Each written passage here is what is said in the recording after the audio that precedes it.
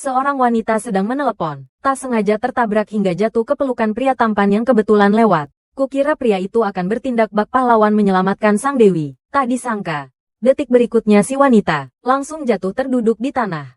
Si pria tampan yang tampak tak terkejut berkata bahwa ia tak suka wanita yang sengaja menjatuhkan diri ke pelukannya, dan menyuruh si wanita untuk tidak membuang tenaga sia-sia. Tapi si wanita malah balas berkata kalau pria itu terlalu narsis. Dia bahkan bilang kalau orang yang mengejarnya bisa antre sampai ke Paris. Tak disangka, detik berikutnya, 3 pangeran dari lingkaran elit Beijing langsung datang membawakan hadiah untuk si wanita, hanya memohon agar si wanita sudi makan bersama mereka. Hal ini membuat si pria semakin yakin bahwa wanita ini seorang profesional dalam memancing emosi. Padahal ia tak tahu, wanita di hadapannya ini justru adalah istri yang belum pernah ia temui. Ternyata 3 tahun yang lalu, nenek si pria dan nenek si wanita telah menjodohkan mereka berdua, dan si wanita, demi memenuhi keinginan neneknya, menyetujui pernikahan ini. Maka si pria pun datang ke kantor catatan sipil untuk menunggu. Nenek si pria khawatir cucunya salah mengenali orang, bahkan secara khusus berpesan pada gadis yang akan menikah dengannya, bahwa dia adalah orang yang memakai kerudung pengantin,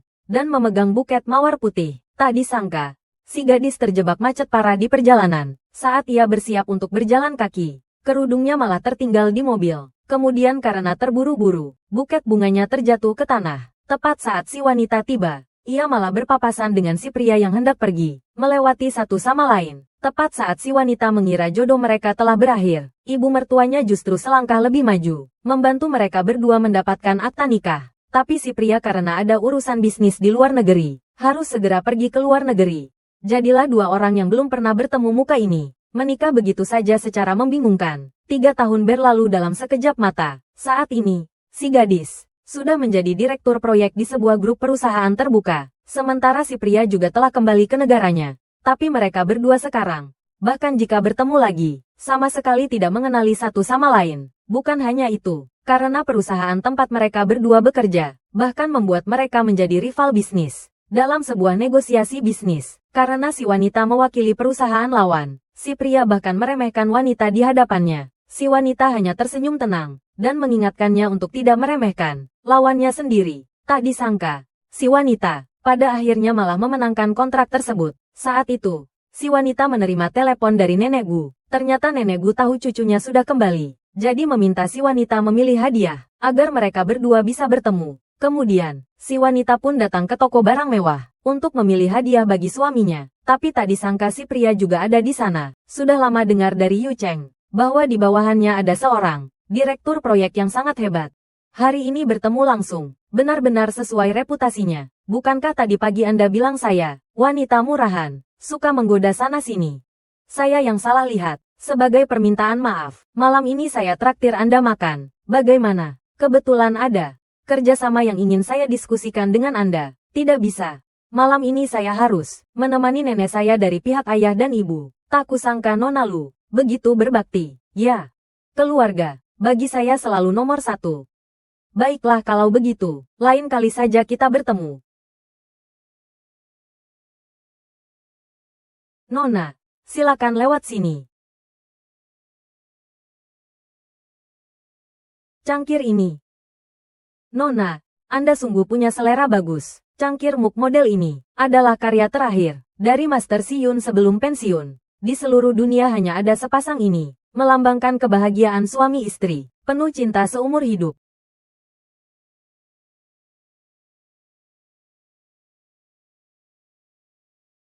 Bahagia seumur hidup.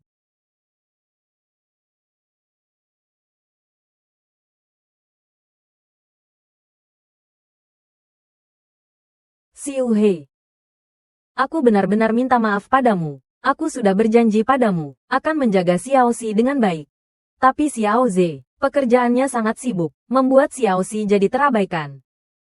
Tidak apa-apa, Nenek Gu, aku tidak menyalahkannya. Lagi pula, pekerjaanku juga sibuk. Sesibuk apapun tetap harus pulang ke rumah. Nenek, hanya berharap kamu bahagia dan selamat. Usia kami sudah tua, kesehatan juga tidak baik, harus melihat mereka bahagia. Baru saat kami pergi nanti, bisa tenang. Hus, nenek, jangan bicara sembarangan begitu, tidak sembarangan. Kalau memungkinkan, bisa menggendong Cicit. Akan lebih baik lagi.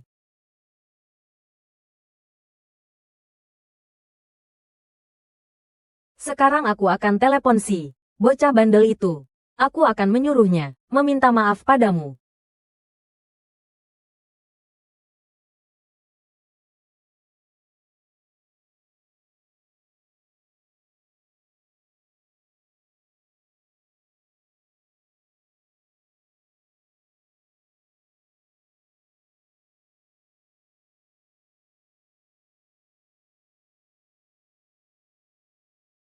Keluarga, bagi saya selalu nomor satu.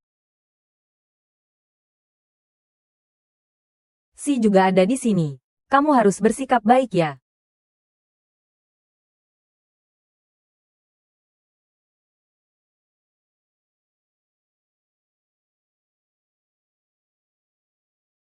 Rapat dibatalkan. Saya mau pulang menemani istri. Baik. Saya akan segera membantu Anda menyiapkan hadiah. Tidak perlu, saya akan pergi sendiri.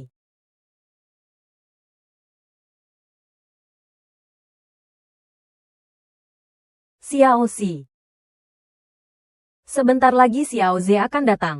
Kalian berdua akhirnya bisa berkumpul. Baguslah, aku jadi bisa benar-benar tenang.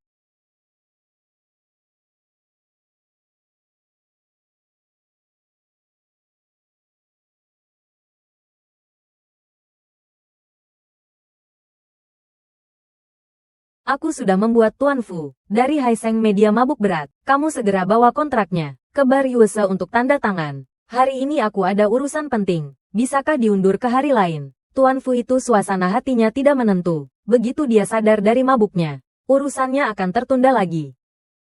Baiklah. Nenek, aku mendadak ada pekerjaan yang harus diurus. Tidak bisa menunggunya lagi. Kamu ada pekerjaan, urus saja dulu. Nanti aku akan jelaskan padanya.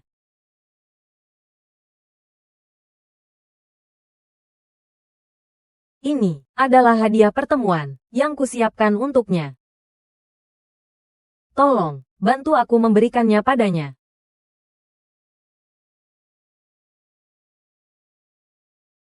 Perlu.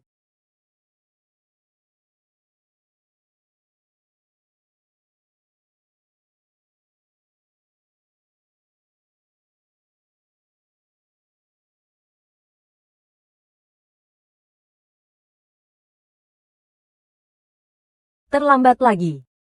Dia tadi menerima telepon urusan pekerjaan, lalu buru-buru pergi. Wanita ini terlambat di hari pendaftaran nikah. Hari ini mengecewakanku lagi. Dia anggap aku ini apa? Padahal aku sampai repot-repot pergi membelikannya hadiah.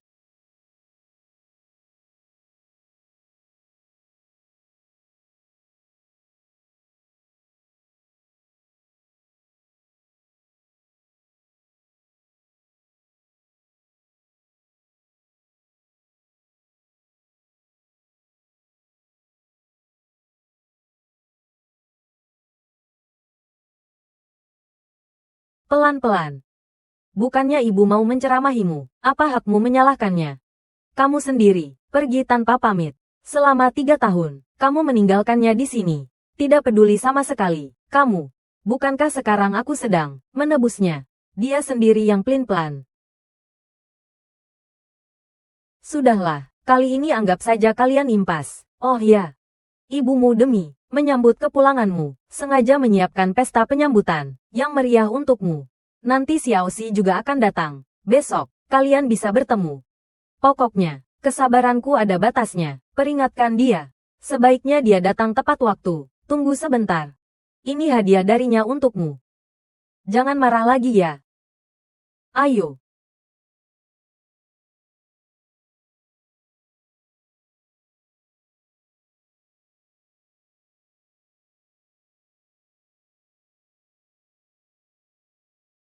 Direktur Lu.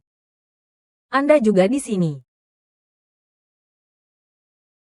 Saya datang mencari Tuan Lu untuk tanda tangan kontrak. Kontrak sudah ditandatangani. Saya permisi dulu.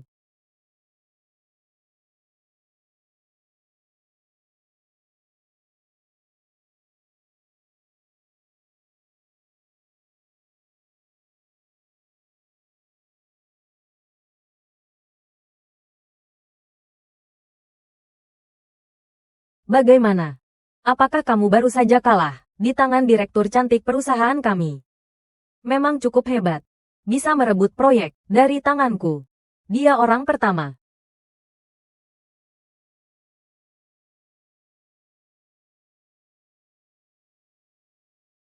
Kenapa pasang muka masam begitu? Siapa yang membuat Tuan Muda Gu kita kesal? Siapa lagi kalau bukan wanita itu? Bilangnya malam ini mau bertemu. Ternyata malah beralasan sibuk kerja. Lalu pergi begitu saja. Coba katakan, memangnya pekerjaan lebih penting daripadaku? Wanita itu adalah istri di akta nikahmu loh. Nada bicaramu ini. Jangan-jangan kalian berdua. Aku sedang marah. Baiklah. Karena kamu tidak menyukainya, di pesta penyambutan besok, bicaralah terus terang padanya, supaya tidak menghambat orang lain.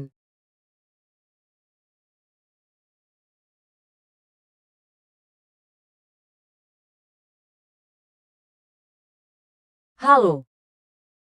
Permisi sebentar, saya Zhou Yan dari grup Fude, Tuan Muda Gu, yang secara khusus mengundang saya datang, untuk menghadiri pesta penyambutan kepulangannya.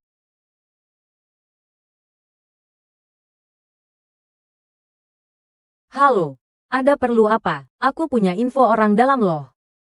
Kali ini Tuan Muda Gu akan memilih mitra kerja untuk kuartal berikutnya. Di pesta penyambutan ini, kamu juga datang untuk urusan ini, kan? Bukan?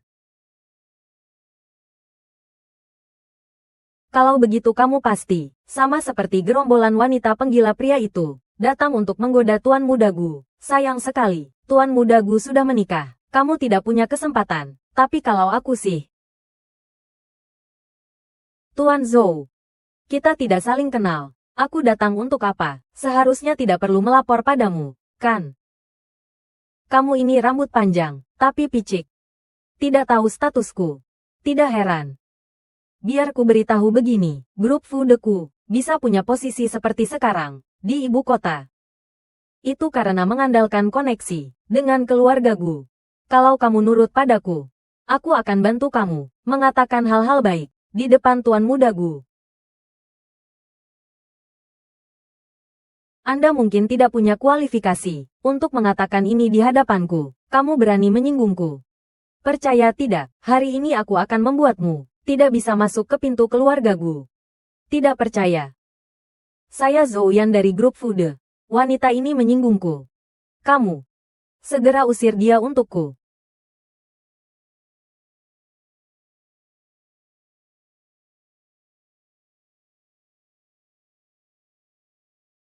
Brengsek. Aku menyuruhmu mengusirnya. Kenapa kamu menyentuhku? Kamu diam saja, di luar sana. Dari grup Fude. Tuan Zhou. Kamu.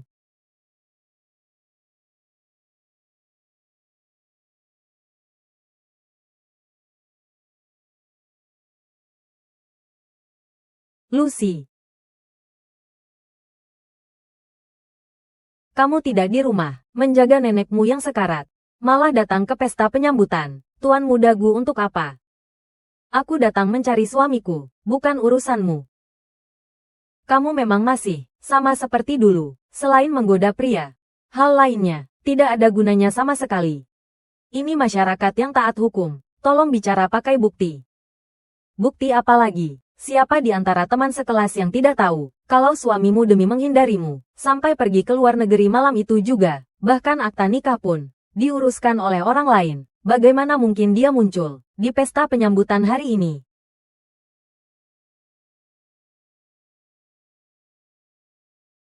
Kamu kenal dia? Ya, sayang. Dia ini, teman sekelas yang kuceritakan padamu itu, yang ditinggalkan suaminya, menjadi janda selama 3 tahun. Lucy. Ternyata teman sekelasmu Wan. Mengingat kita teman lama, aku nasihatkan padamu. Daripada mengurusi urusan orang lain, lebih baik urus suamimu sendiri. Supaya nanti tidak muncul berita perselingkuhan. Kamu benar-benar tidak tahu malu. Berani-beraninya kamu mengincar suamiku. Mataku tidak buta kok.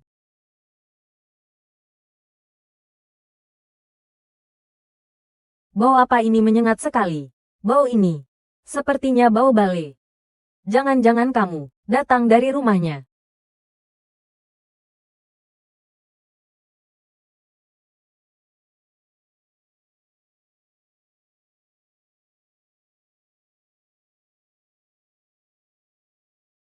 Le apa? Le sedikit. Kamu bicara omong kosong apa? Bale. Adalah anjing kesayangan nenek Gu. Suamiku ini, tamu terhormat keluarga Gu. Mana bisa kamu fitnah begitu saja? Apa aku bicara omong kosong atau tidak? Tanya saja dia. Pasti tahu. Buat apa buang-buang waktu bicara dengan wanita seperti ini? Aku akan menyeretnya keluar. Tunggu. Jangan sampai Tuan Muda Gu melihatnya malah jadi kesal. Tuan Gu, Nyonya besar sengaja mengatur pesta penyambutan untuk Anda. Sedang apa Anda di sini? Di dalam terlalu berisik. Aku di sini mencari ketenangan.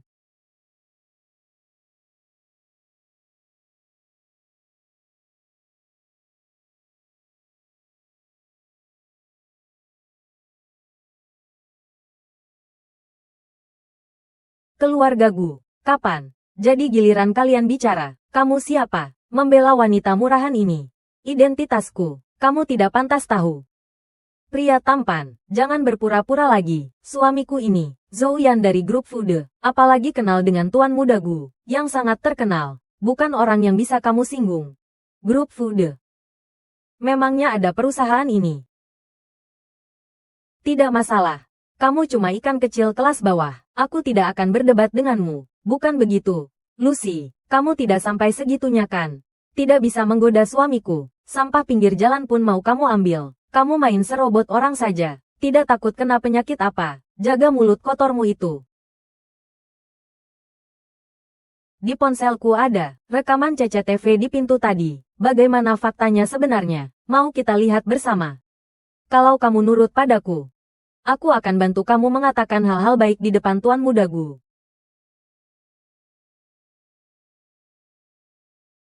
Ini namanya kebohongan terbongkar, lalu jadi marah karena malu. Suamiku berbuat bodoh, bukankah karena dia berpakaian terlalu terbuka, menggoda orang? Benar, dia pamer lengan, berpakaian minim begitu, bukankah itu untuk menggodaku?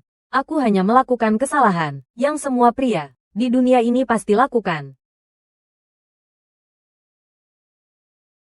Dasar wanita murahan, berani memukulku. Coba pukul lagi. Ini hadiah untukmu. Dia mau pakai apa itu kebebasannya, bukan urusan kalian ikut campur. Kamu. Kalian pasangan murahan. Terus-menerus melawanku. Kalian tunggu saja.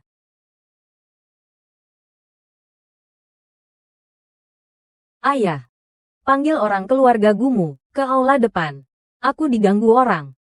Dasar orang tidak tahu diri, berani menyentuh orang keluarga Zouku. Kamu tunggu saja, aku akan segera panggil orang. Orangku sebentar lagi sampai. Kalian habis sudah. Kamu tidak takut. Wilayahku. Apa yang perlu ditakutkan?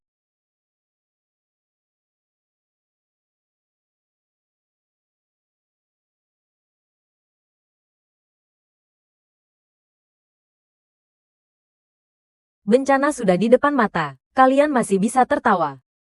Tertawa. Biarkan mereka tertawa. Sekarang tertawa sebahagia apa? Sebentar lagi, akan menangis separah itu. Wanita Lucy ini, dulu di sekolah suka sekali, merebut perhatian dariku. Sayang. Kamu harus membantuku, membalasnya berkali-kali lipat. Tenang saja. Begitu orang keluarga Gu datang, aku akan membuat mereka berlutut, memohon maaf padamu. Kalau kamu masih merasa belum puas, lemparkan saja mereka ke kandang anjing di sebelah timur rumah Gu itu, untuk menemani anjing bermain. Apa yang terjadi?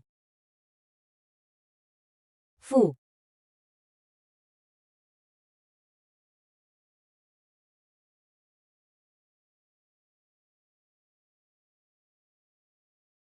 Pasangan pria wanita inilah yang mengacaukan pesta penyambutan Tuan Muda Gu. Cepat tangkap mereka. Ternyata orang yang kamu cari adalah sopir keluarga Gu.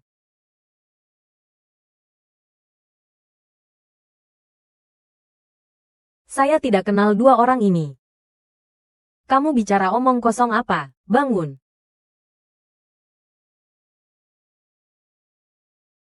Apa yang kalian lakukan? Yang seharusnya berlutut itu mereka. Bawa turun. Lakukan sesuai perkataan Tuan Muda Zhou. Lemparkan ke kandang anjing untuk bermain dengan bale.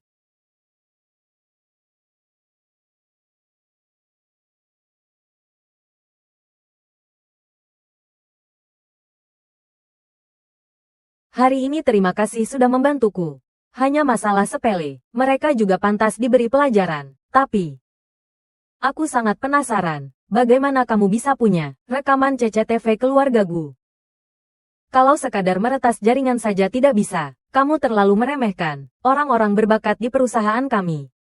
Kalian lanjut bicara saja, aku ada urusan. Pergi dulu.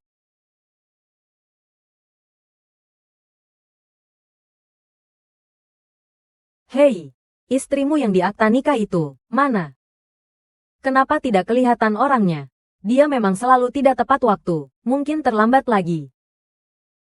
Xiaoxi sudah sampai di halaman. Cepat kemari. Aku tahu.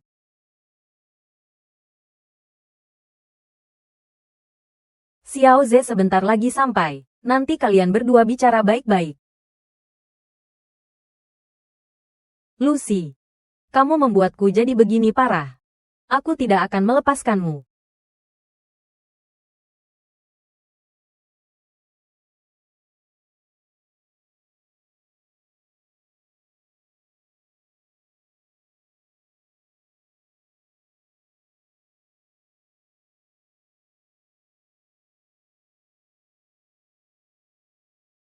Orang gila dari mana ini? Cepat bawa turun, kamu. Lepaskan aku. Xiaoxi, kamu tidak terluka kan? Tidak apa-apa, Bu. Aku kembali ke kamar ganti baju dulu. Baik, pergilah. Sebentar lagi Xiao Ze akan datang. Aku benar-benar penasaran, istrimu yang belum pernah kamu temui itu, seperti apa cantiknya. Sampai bisa membujuk keluargamu, begitu menyukainya. Maaf, Tuan Muda Gu. Tunggu sebentar, aku ganti baju dulu.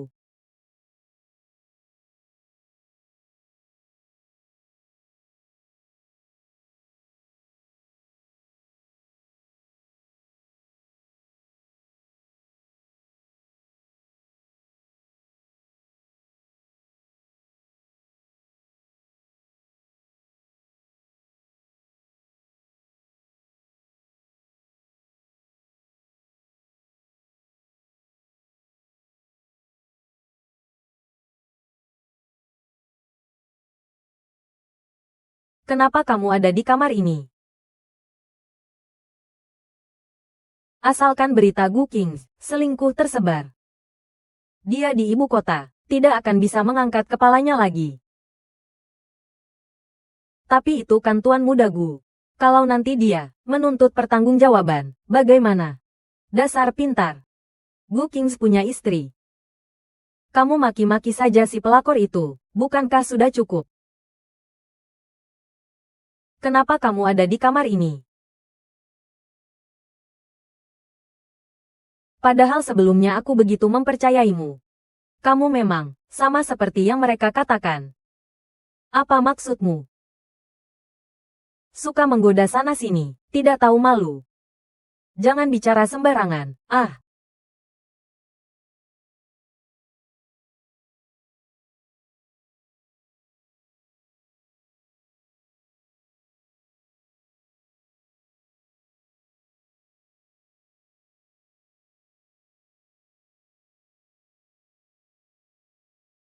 Tadi membantumu, itu karena menghargai Yu Cheng, baru membantumu. Aku peringatkan kamu, jangan punya niat buruk padaku lagi. Kamu terlalu banyak berpikir, aku punya suami. Keluar. Kenapa harus aku yang keluar? Jelas-jelas kamu yang salah masuk kamar. Aku benar-benar meremehkanmu ya. Kemampuanmu mengacau tanpa alasan ini benar-benar hebat.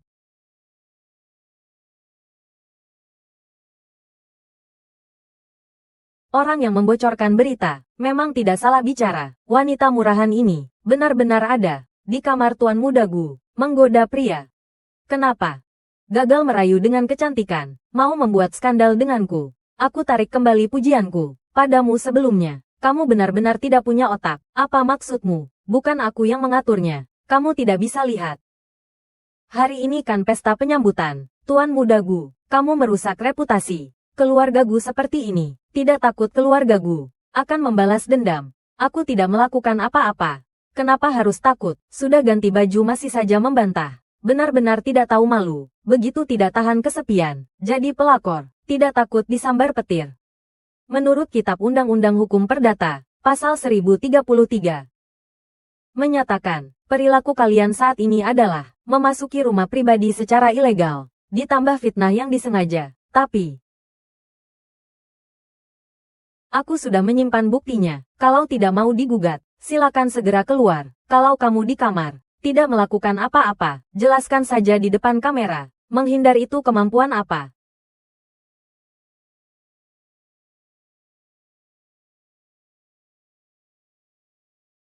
Karena kalian tidak mau menyerah, bicaralah dengan pengacaraku saja.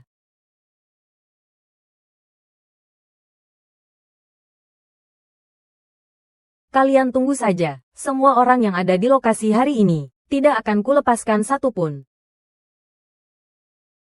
Tuan Gu, para wartawan itu sudah mengaku, itu orangnya Gu Zixuan. Aku masih heran. Kenapa di pesta penyambutanku, anak haram itu, tidak datang mengacau? Ternyata menungguku di sini. Apa ada lagi yang perlu saya lakukan? Ambil alih proyek yang ada di tangannya sekarang. Biarkan dia tahu bahwa aku bukan orang yang mudah diganggu. Aku masih ada urusan. Pulang dulu. Kamu tunggu dia di sini, Tuan Gu. Direktur Lu terluka karenamu. Anda tidak menunggunya sadar. Aku sudah janji pada ibuku. Hari ini akan bertemu istriku. Meskipun terjadi sedikit kecelakaan, tapi aku harus menepati janji.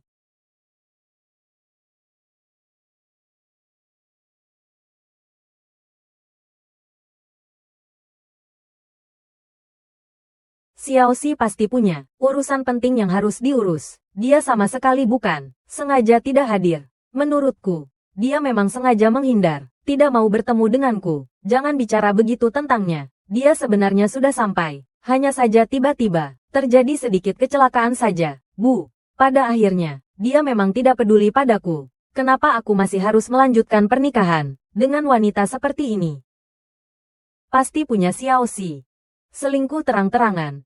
Tuan Muda Gu, orang terkaya di ibu kota, ternyata selingkuh terang-terangan di pesta penyambutannya sendiri.